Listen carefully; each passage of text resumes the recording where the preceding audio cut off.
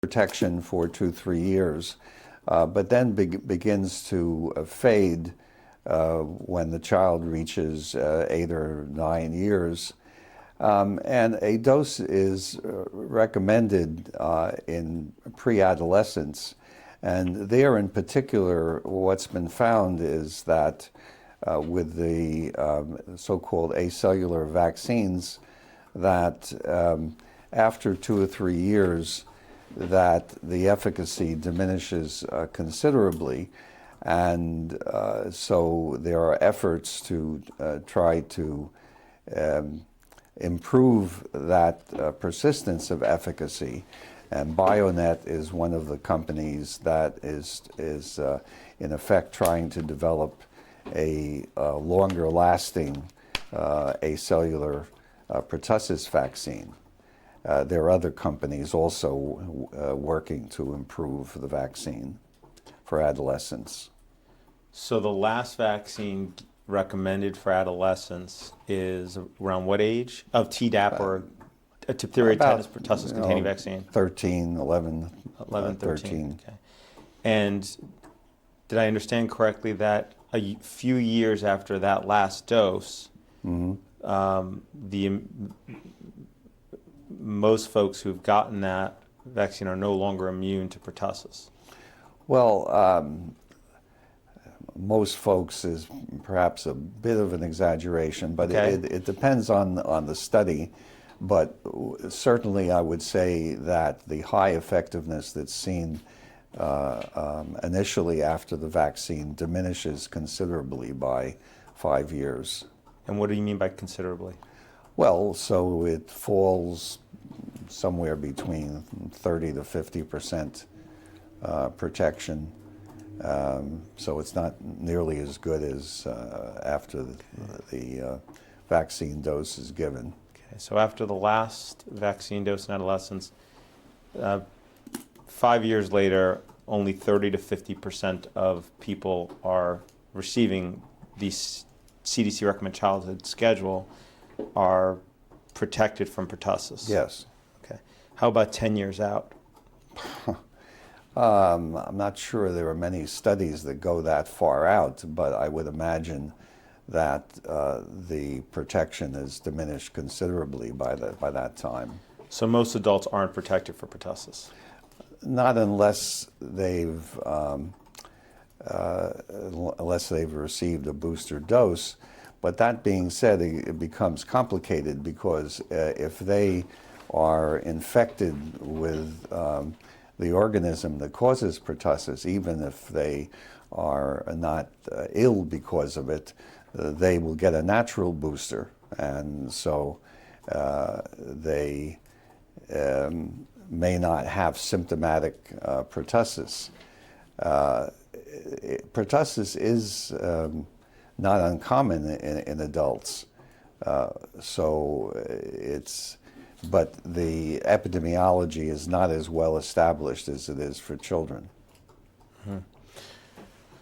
But in terms of protection from vaccination from pertussis, most adults are not protected from the vaccination. You're saying if they're protected from exposure to the actual pertussis. Yeah. Is it bacteria? Yes. But you have to bear in mind that pertussis as a disease is most important in the newborn and in children. And fortunately, we have very effective means of preventing pertussis in those highly susceptible individuals. Adults will have a cough disease, but they won't die of pertussis. So although we want to protect them as well, the main point of pertussis vaccine is to protect the newborn and the young child. So is it only really dangerous in the first, few months of life, or? Yes, infants with pertussis may frequently die of pertussis, and that's why immunization in pregnancy is now practiced. In other words, to provide passive immunity to the infant during the first months of life before the infant is vaccinated. And if the mother had been exposed to pertussis bacteria itself and had immunity that way, that would also confer immunity to the baby? Yes, but one can't depend on that, whereas if you give a dose of vaccine during pregnancy, you can depend on the antibodies passing to the infant.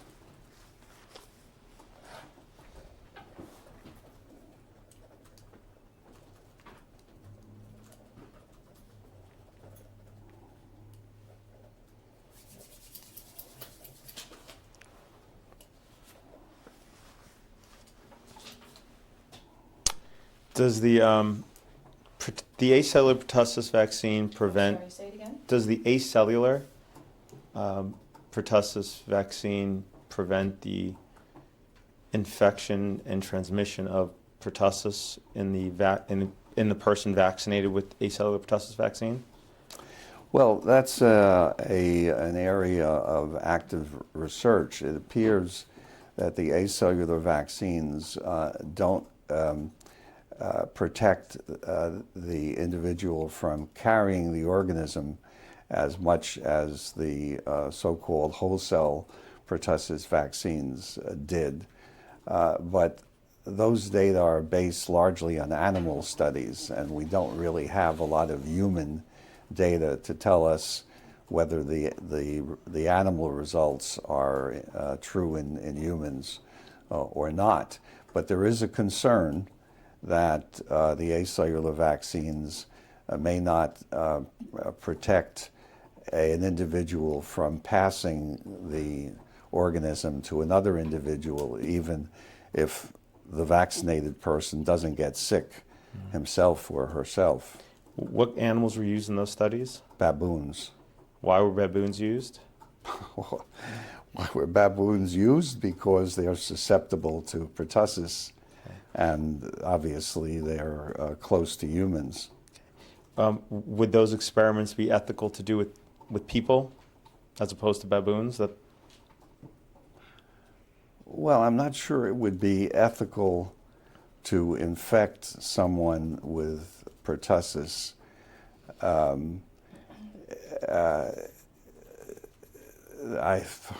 That would require an ethical committee to consider how the experiment would be done. For example, if someone were infected with pertussis and then given antibiotics soon after administration of the organism, that could be ethical because the antibiotics would cure the individual before he or she becomes ill. Wouldn't that mess up the study, though? Sorry? Wouldn't that mess up the study in terms of? It would certainly influence the study, but it could allow us to determine whether an individual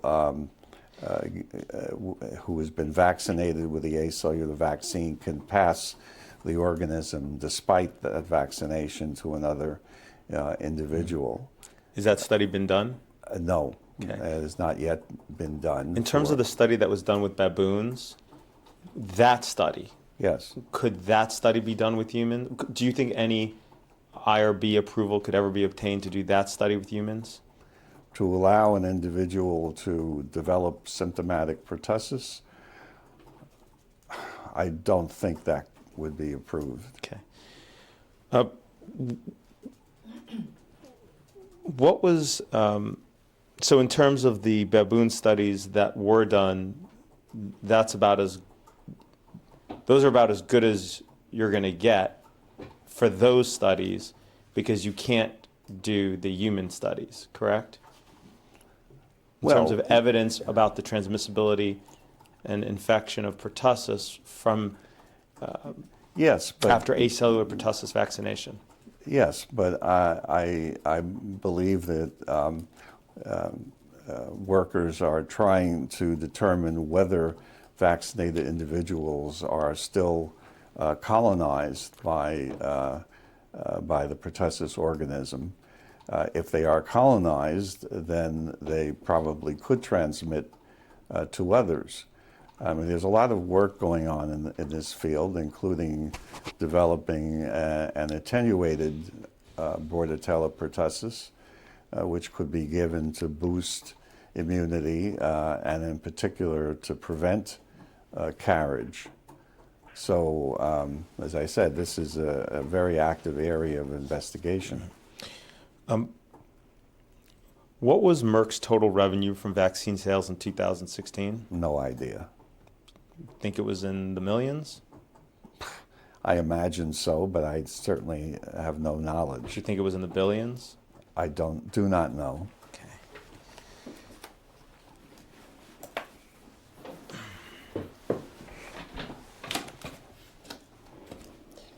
Do you know what the global sales of vaccines were approximately last year?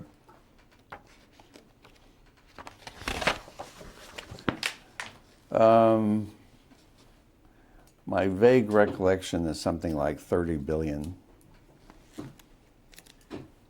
30 billion. And do you know what percent approximately Merck's share of that was? No, Sanofi's? no, Glaxo? no, Or Pfizer? no. Combined, what do you have a sense of what percent those four represent in terms of that $30 billion in vaccine sales? Probably, I would guess, but it's purely a guess, 20 billion, 20 billion with a B. 20 billion. And I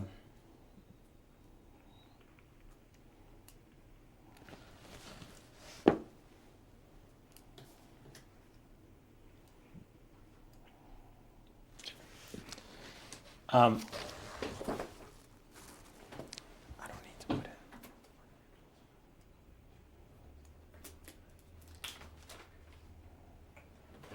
And the increase in the vaccine market has been due to the fact that new vaccines give higher profits, correct? Correct.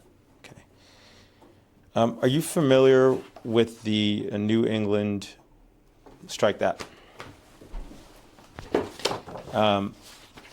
If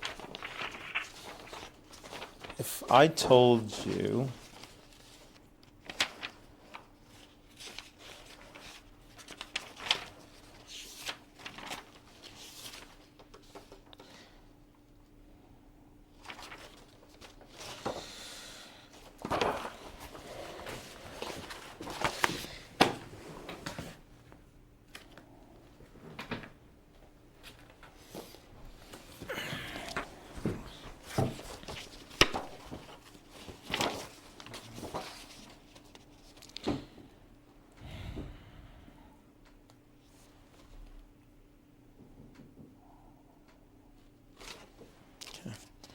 in terms of the $30 billion, and you said approximately, what percent did you say approximately you thought was from the big four vaccine makers?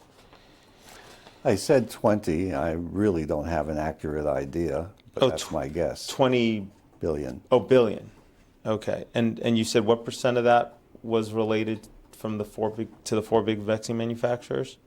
No, what I said was that I thought the overall income was 30, but that the big four probably account for 20. Okay. But those are purely guesses. Okay. All right, well, then let's do this. Okay. When you say it's a guess, how off do you think you might be? If it's a guess, how do I know how off I am? How did you come up with the 20 billion? Because I vaguely recall having seen a paper with those numbers, but my memory may be incorrect. Are you familiar with the New England Journal of Medicine? Yes, of course. What does an editor for this journal do? what does an editor for the journal do? Yeah. I presume that he edits articles that are submitted to the journal, Okay. And what does the editor-in-chief do? selects articles to be published. Okay. And what is your opinion about this, the New England Journal of Medicine? It is an influential medical journal. I'm going to read you a quote from a Dr. Edmund J. Safra, a professor at Harvard Medical School and a former editor-in-chief at the New England Journal of Medicine, and I'm going to ask you a question about it, okay? Yes. So the quote says, conflicts of interest and biases exist in virtually every field of medicine, particularly those that rely heavily on drugs or devices. It is no longer possible to believe much of the clinical research that is published or to rely on the judgment of trusted physicians or authoritative medical guidelines. I take no pleasure in this conclusion, which I reach slowly and reluctantly over my 2 decades as the editor of the New England Journal of Medicine. Are you familiar with that quote? No. Okay. Then let me read you a different quote, again by Dr. Angel, and in which she blames the issue that I just quoted, the issues with truth in medical publishing on individuals that use the legitimacy of academia to push pharmaceutical company agendas. Here's what she said about those individuals. She says, quote, "They serve as consultants of the same companies whose products they evaluate, join corporate advisory boards and speakers bureaus, enter into patent and royalty arrangements, agree to be the listed authors of articles ghostwritten by interested companies, promote drugs and devices at company-sponsored symposia, and allow themselves to be plied with expensive gifts and trips to luxurious settings. Many also have equity interest in sponsoring companies." Are you familiar with that quote? Yes, I think I have read that. Okay. You've consulted for the big 4 vaccine manufacturers, correct? Yes. All right. You're in the corporate advisory boards of numerous vaccine developers, correct? Yes. You've received royalties from the sale of one or more vaccines, correct? Yes. You're listed as an author. So sorry. I missed the next question completely. You have received royalties from the sale of one or more vaccines, correct? Yes. And you said yes. You are listed as an author on at least one or more papers where individuals authoring the papers receive compensation from vaccine makers, correct? Would you repeat that question? Sure. Have any of your co-authors on any of the papers that you've published received compensation from pharmaceutical companies? Presumably, yes. Yeah. And you've taken numerous trips over the last 30 years to various parts of the world. Yes. Okay. I'm going to read you a list of acronyms, and for the record, could you please state what you understand each to be? This way we can have commonality in terms of language. HHS. Health and Human Services. Okay. CDC. I know these. I know that you know these. This is just so that when I use the term CDC later, we have it defined. Centers for Disease Control. Thank you. Thank you. Have you ever been involved with the CDC? Yes, of course. Okay. What's been your involvement? Well, actually, I was a epidemic intelligence service officer in the 1950s, and I have served on committees. I've attended numerous meetings at CDC. I've worked, or let's say collaborated frequently with people from CDC. CDC is the world's most important epidemiology organization. FDA? Yes, I've actually done consultation for FDA and interacted with people on FDA. Yes. And it stands for the Food and Drug Food Administration. and Drug Administration. And, Yes. and the FDA is an agency within HHS, correct? Yes. And CDC is also an agency within HHS? Yes. Okay. NIH? Yes, of course. That's- National Institutes of Health. Right. And you've been involved with the NIH? Yes. And how have you been involved? Served on committees, worked with people at NIH, scientific collaborations. NIH is an agency within HHS as well, correct? Yes. Okay. HRSA? Not sure. Health Resources Services Administration, Okay. right? They were also an agency within HHS, Yes. correct?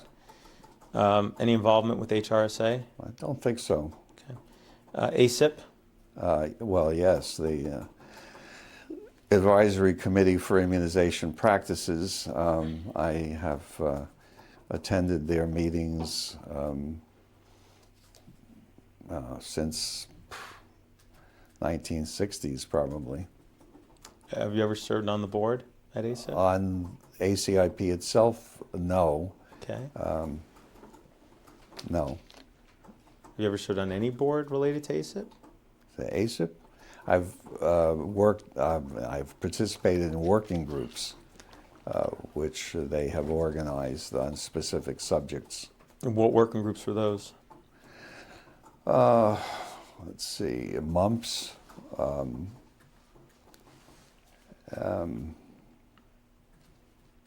Let's see, what else? Mumps was the most recent one. I can't recall for the moment, but anyway, 2 or 3 working groups that they've organized from time to time. A yellow fever was one. Ever work on a working group for rotavirus? Actually, no. And measles? Measles? No. Not measles, I'm sorry, rubella. No, not for ACIP, no. A different government agency? No, actually, that was for WHO. For the rubella. Yes. And for rotavirus, did you serve on a committee No. for any other governmental No. entity? I need to hear the whole question, I'm please. sorry. You're answering while he's still questioning, and there's no question in the record. No. And for rotavirus, did you serve in a, You could strike that. It's okay.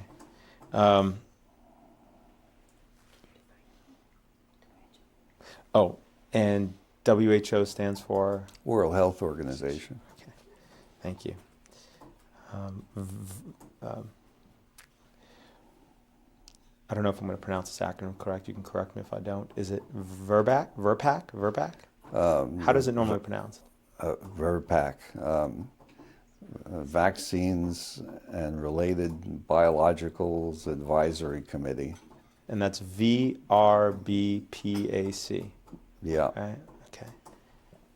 Any involvement with that committee? I have testified, but I've not served on the committee. Okay. What did you testify there for? On the, at least the last time, concerned the Dynavax vaccine. Oh, for the company you're on the board for. Yes. Okay.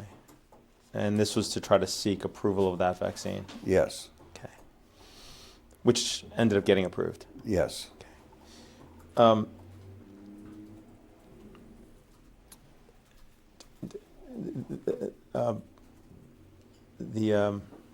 NVAC. National Vaccine Advisory Committee. Okay. I've given talks to the committee Okay. About what? about vaccines. Fair enough. It's anything in particular about vaccines or particular vaccines? No, actually, it was more or less general. I was not pushing any particular vaccine, but in relation to the administration and development of new vaccines. Ever give a presentation about the vaccine market? About the vaccine market? No. And so all of the agencies and committees we just listed, CDC, FDA, NIH, HRSA, ACIP, Verbac, and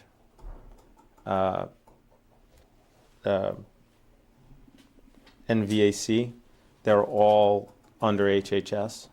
I believe so, yes. Yeah. And what's the what about IOM? What does that stand for?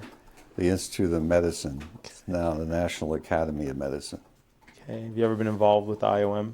Well, I'm a member of the National Academy. So, yes. Since when have you been a member? Oh, gosh.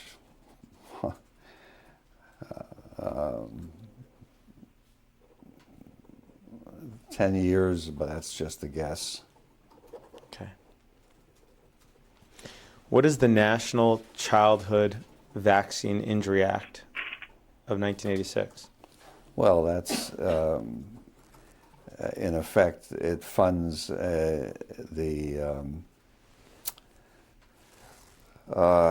organization that, what shall I say, receives requests from individuals who believe that they've been injured by vaccines and remunerates them if they decide that there was a possibility that the vaccine did cause injury. Okay. So if somebody's injured by a vaccine, this law provides that they submit a claim to Health and Human Services. Yes. And Health and Human Services then adjudicates. Yes. And those claims are filed in something called the Vaccine Injury Compensation Program, correct? Yes. Administered in D.C. Yes. Okay. So, yeah,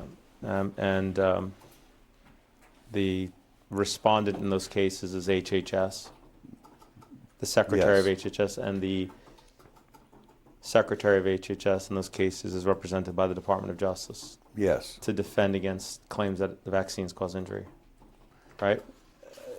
I would say that they determine whether there is a reasonable possibility that the vaccine caused injury.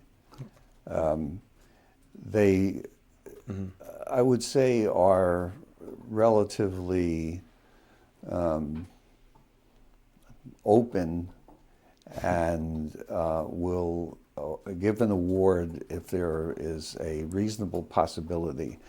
When this was first organized, Do you have a study that supports what you just said, or any That type what? of that they're open to giving awards? Do you have any governmental report or any authoritative source, any kind of governmental report or similar that supports the assertion you just made? well, I don't know. I'd have to look that up. Okay. But the principle was enunciated years ago by particularly by the American Academy of Pediatrics, and their idea, which I now think was a good idea, was that rather than have an adversary situation, that they would set up an organization whereby if there was a reasonable possibility of injury, that they would offer remuneration, as opposed to the situation where lawsuits were being filed against companies and having an impact on whether the company would continue to make the vaccine. At a certain point, there were relatively few companies making vaccines. And so this is an idea which over the years I have realized was a good idea because it removed the, what shall I say,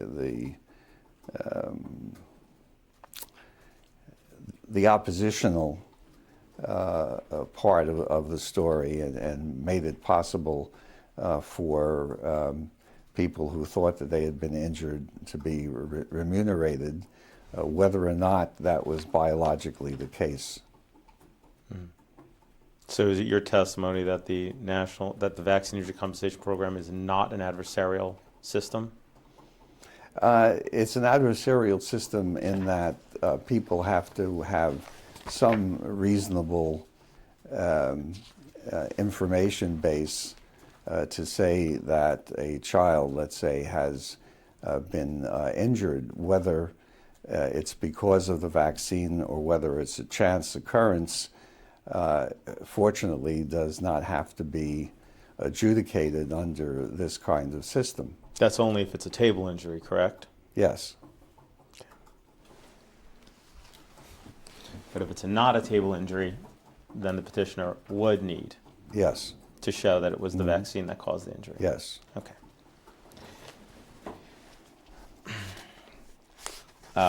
So this is, I'm going to refer to this as the 1986 Act. This is the act that gave vaccine manufacturers immunity from liability. Yes. And you have to, yeah, okay. For injuries caused by vaccines. Yes. What is a bacteria? It's a microorganism which has certain properties. It has a cell wall, and it has DNA within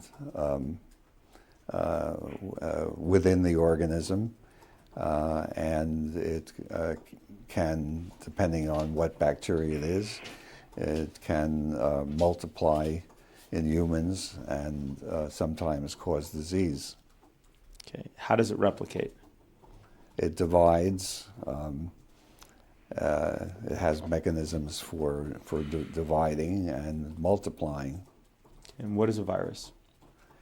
A virus is a DNA or RNA molecule with properties to produce proteins and to replicate in cells and make more of it, and is capable of causing disease under certain circumstances. Okay. When you say replicate in cells, Yes. do you mean in the host, the person that it infects? Yes. So it takes over the person it infects' own cellular DNA material? Well, it doesn't take over the DNA necessarily, but it is able to replicate in cells which, of course, have DNA. Not all viruses require that they influence the DNA of the cell, but they all are able to replicate in the cytoplasm or in the nucleus of the cells of the host. And in that fashion, they will spread from cell to cell? Yes. Okay. By duplicating themselves into more and more cells in the body? Yes. Okay. And the virus DNA you said it can be either DNA or RNA? Yes. Okay. And those DNA and RNA pieces, they provide coding for protein structures? Yes. Those protein structures are typically, DNA creates protein structures that are important for regulating bodily functions? Well, the viruses I meant produce- DNA in general, I'm sorry. Yeah. Oh, well, DNA in general, yes. Yes. DNA in general codes for RNA, which then codes for proteins. Okay. Essential for human life? Yes. Okay.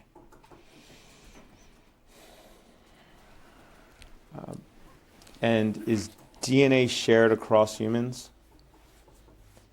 Meaning, is there similarity between the DNA sequence in different people? There are similarities, yes, and there are differences. Okay.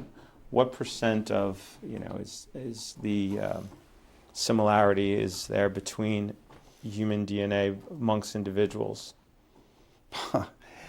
Well, there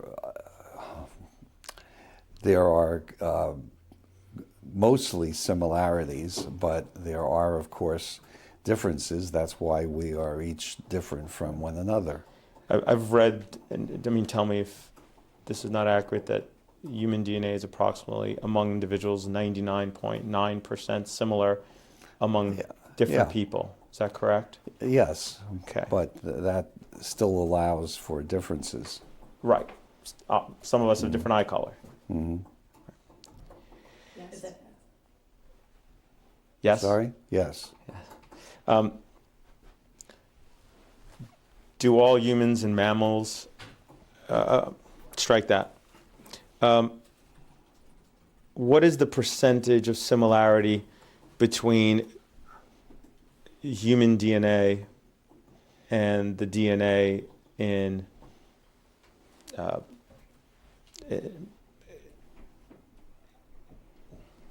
mammals of different kinds? Why don't we start with primates? Well, the similarities are in the upper 90s, no doubt, but one has to appreciate that the differences that occur are critical and result in critical differences. So the fact that we're, let's say, 99% similar to chimpanzees doesn't mean that the differences are the 1% difference is unimportant, because much of the DNA actually, the function of most of the DNA is unknown. Mm-hmm. So humans have approximately, between humans, have about a 99.99% similarity in DNA, and between humans and I think you said chimpanzees, about 99% similarity Yeah. in terms of the sequence. Yes. What about for other mammals, such as, let's say, between humans and chickens or cows, or is there a similarity?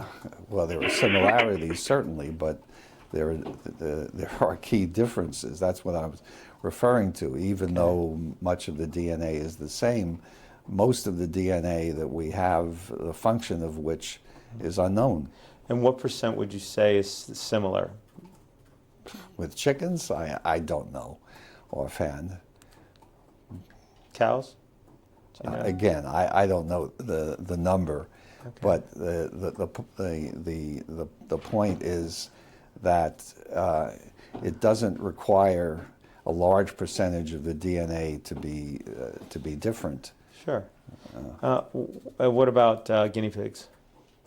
If you don't know, that's Again, fine. You can just say you don't know. I don't know. Okay.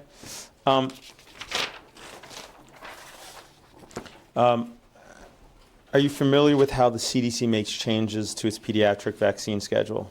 Yes. Okay. Have you ever been part of that process? Not part of the process, but certainly part of the discussion. Okay. An addition and changes to the CDC pediatric schedule is voted upon by ACIP, correct? Yes. Okay. What happens when ACIP votes for a pediatric vaccine to be added to the CDC's pediatric vaccine schedule for universal use? It is adopted by various medical organizations and recommended to the physicians. Okay. And so the pediatricians around the country rely on those recommendations to decide whether or not to administer a vaccine? Absolutely. Okay. And what about children in the United States that can't afford the vaccines recommended by ACIP? Well, until the present time, remains to be seen whether that will still be the case. The government pays for those children to receive vaccines. Okay. Is that called the Vaccine for Children program? Yes. And ACIP votes on whether or not to add a vaccine to that program, Yes. correct? Okay. And when a vaccine is added to that program, the manufacturer is paid for the vaccine even if the child can't pay, correct? Correct. Okay. Do you know what percentage of vaccines, pediatric vaccines administered in the United States are purchased from pharmaceutical companies using federal money through the Vaccine for Children program? 50 to 60%. Okay. So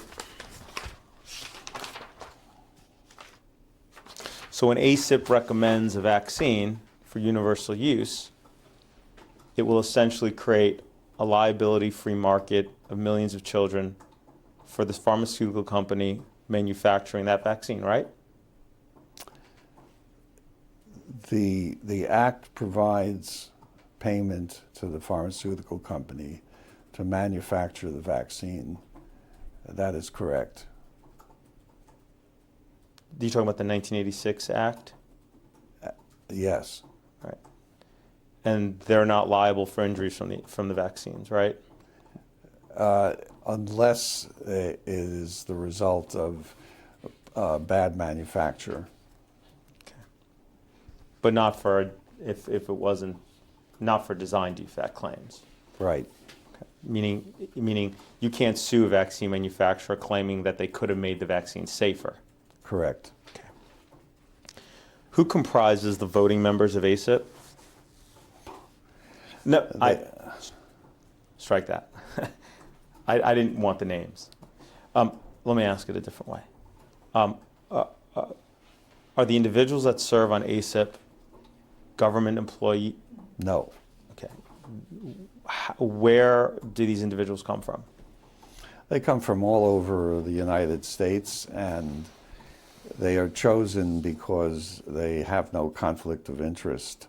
That is to say, they receive no funding from vaccine companies, but are thought to know something about vaccines nevertheless, with the exception of a community representative who is a layperson.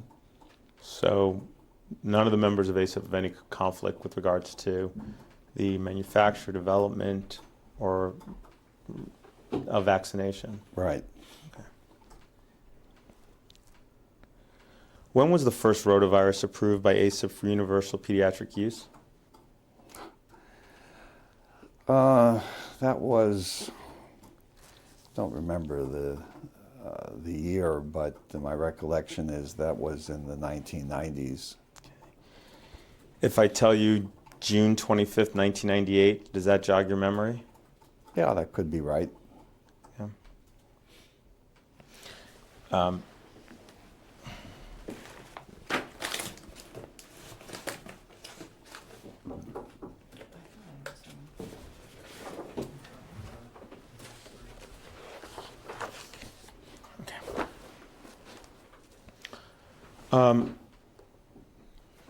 On that date, June 25th, 1998, you and your co-inventors, Paul Offit and Fred Clark, had already had a patent on the rotavirus vaccine, correct? Yes.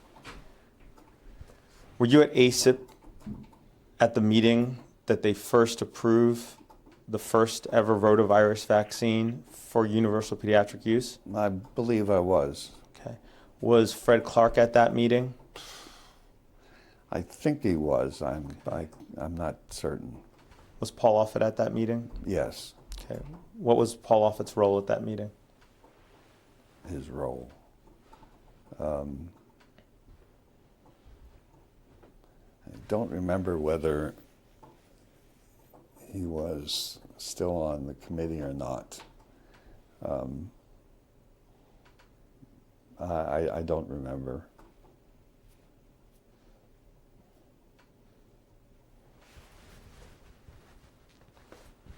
He was on ACIP. He was on ACIP, yes. He was a voting member of ACIP. But I am confident that he was not allowed to vote on the licensure of Rototech or on the administration of Rototech. For the first, what was the first rotavirus vaccine that was approved for universal use in this country? Rototech. Okay.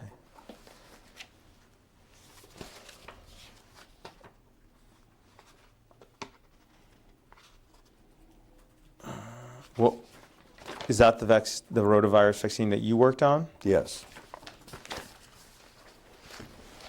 There wasn't a rotavirus vaccine that was approved before that?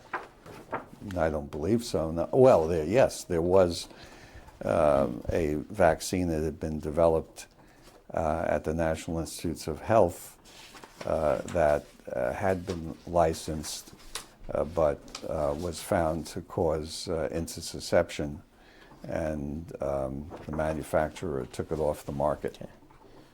Poloff was on the committee and voted to approve that vaccine for universal use, correct? Very likely, yes. Okay.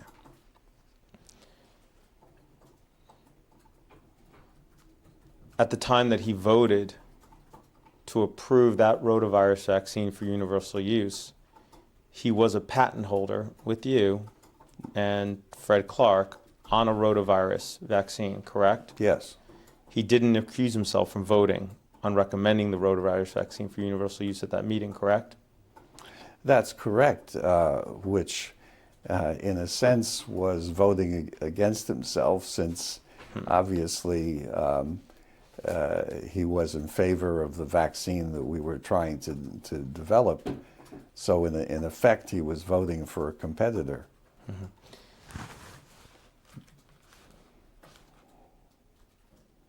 When you have one vaccine for a given disease approved for universal use, wouldn't that make it easier to then have another vaccine for that same disease approved for universal use? Assuming that the properties of the second vaccine were equal to or better than the first, yes. So approval of the first one paves the way for the second one, doesn't it? It paves the way in the sense that if people believe that rotavirus disease is worth preventing, they will want more than one vaccine licensed, so that in case there's a shortage of supply of one vaccine, there's an alternative. All right, so there's once you have one approved, it's a good idea to have a second one approved then, isn't it? It is, yes. Yes. Are you aware of the many other conflicts of interest regarding the vote to approve the rotavirus vaccine for universal use that we've just been discussing? That's been reported in a U.S. House of Representatives Committee on Government Reform report? No. Okay. Are you aware that this report found that, quote, the overwhelming majority of members, both voting members and consultants, have substantial ties to the pharmaceutical industry, end quote? Well, I can't go back to 1998, but at the moment, my criticism of the ACIP committee is that many of the people on the committee do not have a very large knowledge about vaccines, because they are eliminated from participating on the committee if they have any connections with industry. And I understand why that is the case, but it does result in a group of people who aren't necessarily the best informed. That being said, I agree with the idea that that people who are on the ACIP should have no conflict of interest. What's your notes against your microphone? Pardon?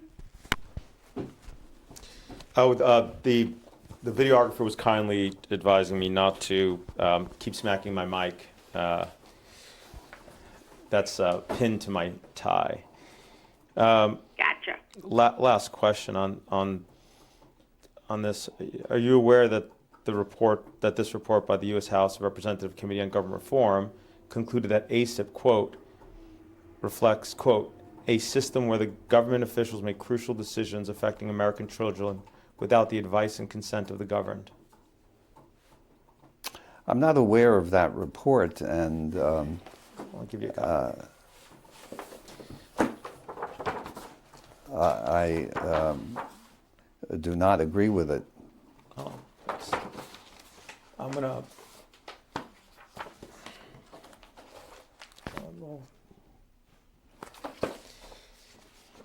There are 9. going to hand you what's being marked as Plaintiff's Exhibit 9.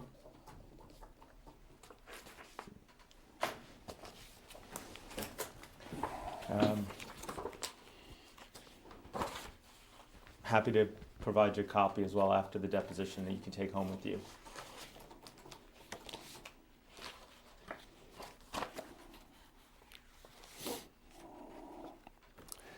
No, I will be interested in reading this, but I would say two things. One is that CDC certainly recently has lent over backwards to try to avoid people with conflicts of interest being on ACIP.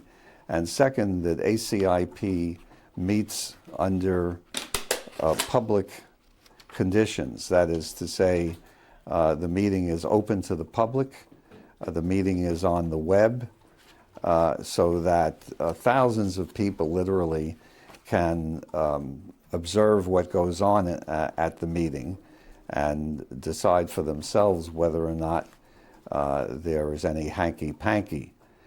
So although, as I said before, I might wish that people with more knowledge about vaccines be on the ACIP, by and large, I think that they do a hell of a good job under public scrutiny. Are the working groups, are those also public? They are not public in the sense that the public does not attend the working group.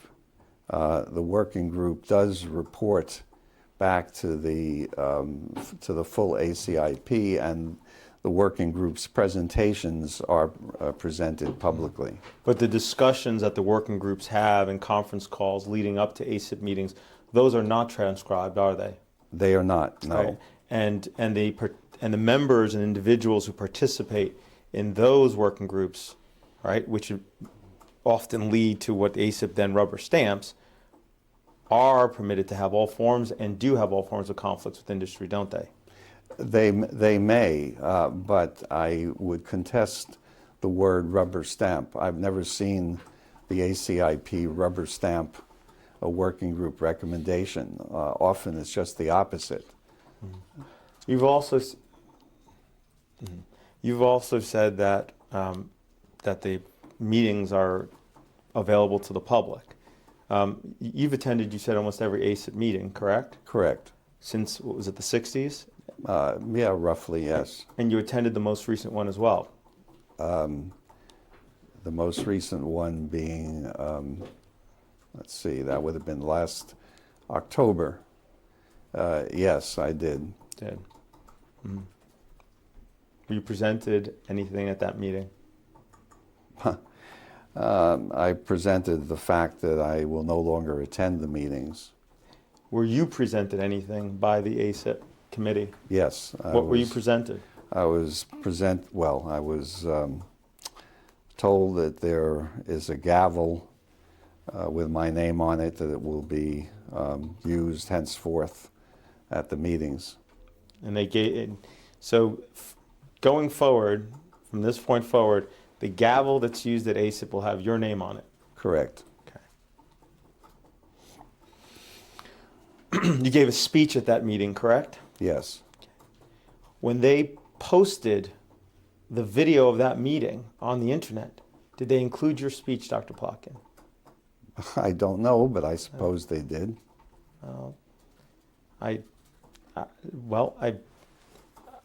You can check after this deposition on the website and see if your speech is there. We have not been able to find it. Really? Now, Wow. regularly at Too bad. ACIP meetings, you get up and speak, correct? I often do, yes. Yeah. So you're able to get up pretty much at any time and speak, aren't you? Yes. And you don't have to wait for the public comment period, correct? Correct. And that's also true of vaccine manufacturers. They also are permitted to get up and come to the mic and speak, even not when there isn't public. Yes, they are often asked to answer questions that are being discussed. Isn't it true that they also get up and come to the front to speak even when not asked a question? They may do so if they have, if it's a discussion about one of their products. But if members of the public want to speak, they have to wait till the public speaking period, correct? Normally, yes. And when the videos are released, a lot of the conversations that occur between the pharmaceutical representatives and ASIP, do those also make it to the video that's released publicly?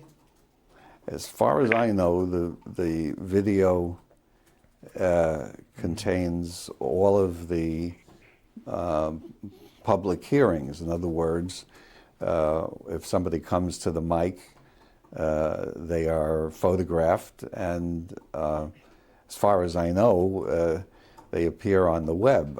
I must say that since I've been attending the meetings, I haven't really watched them, but I will in February when they meet again. So apart from the working groups that occur out of public sight, what other meetings or goings about does ASIP engage in that's outside of the scrutiny of the public?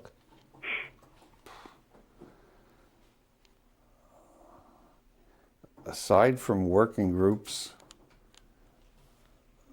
I'm not aware that they do have anything that's not public. I suppose they meet at lunchtime, and I don't attend those discussions, but that's all I know. Billions of dollars worth of rotavirus vaccine have been sold to date, correct? I believe so. I'm not acquainted with the sales figures.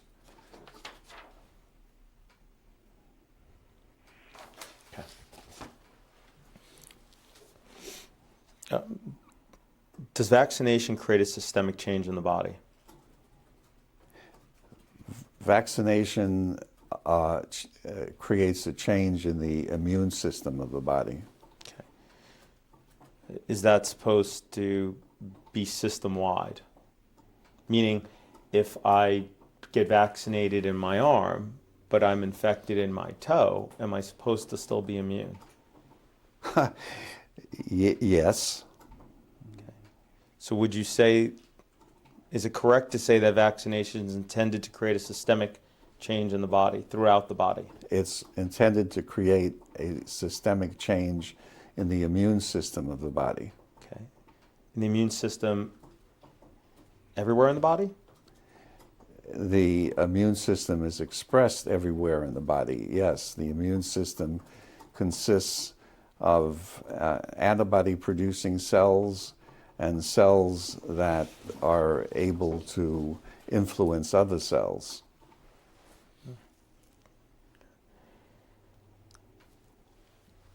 So can you read back the last answer?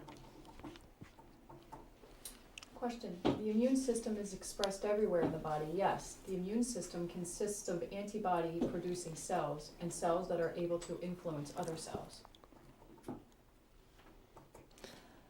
Okay. Is the immune system comprised of more than antibody-producing cells?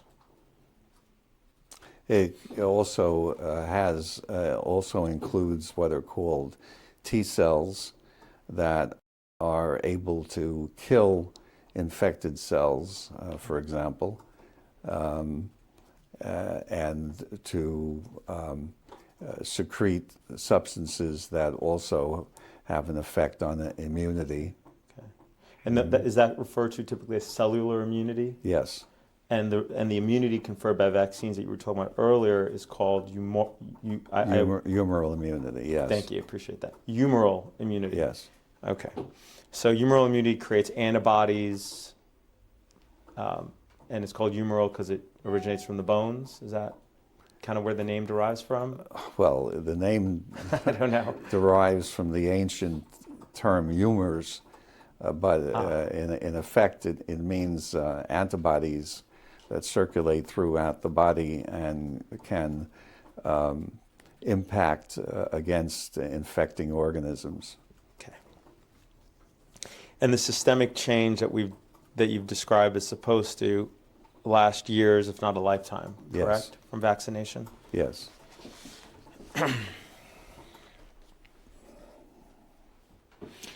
When you say interact with other cells, Hmm. when you say that the immunity created by vaccines creates antibodies which then interact with other cells, can you describe that a bit more? What do you mean by interact with other cells?